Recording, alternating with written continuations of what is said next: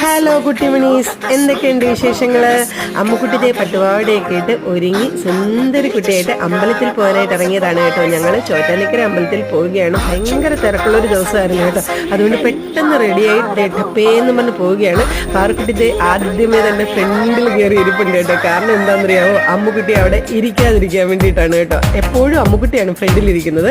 അപ്പോൾ പാറുക്കുട്ടി ഫ്രണ്ടിലിരിക്കാൻ വേണ്ടിയിട്ട് നേരത്തെ പോയി അവിടെ ഇരുന്നു കേട്ടോ. അപ്പോൾ അമ്മുക്കുട്ടിക്ക് വിഷമമായി.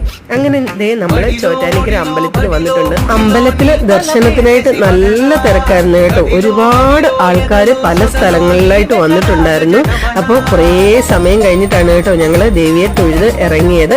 അങ്ങനെ അവിടുന്ന് പ്രസാദം ഒക്കെ വാങ്ങി അവിടെ കുറേ സെലിബ്രിറ്റീസ് ഒക്കെ വന്നിട്ടുണ്ടായിരുന്നു കേട്ടോ.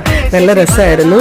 അങ്ങനെ നമ്മൾ അമ്പലത്തിൽ നിന്ന് തൊഴുതൊക്കെ ഇറങ്ങി വീട്ടിൽ പോകാനായിട്ട് നിൽക്കുമായിരുന്നു കേട്ടോ. അപ്പൊ നമ്മുടെ പാർവതിക്കുട്ടീനെ കണ്ടു, പാർവതി ബാബുവില്ല. അപ്പൊ അതിന്റെ കൂടെ നിന്ന് പാർവതി അമ്മുകുട്ടി ഫോട്ടോ ഒക്കെ എടുത്തു. അപ്പൊ ഇത്രയുള്ള വീഡിയോ.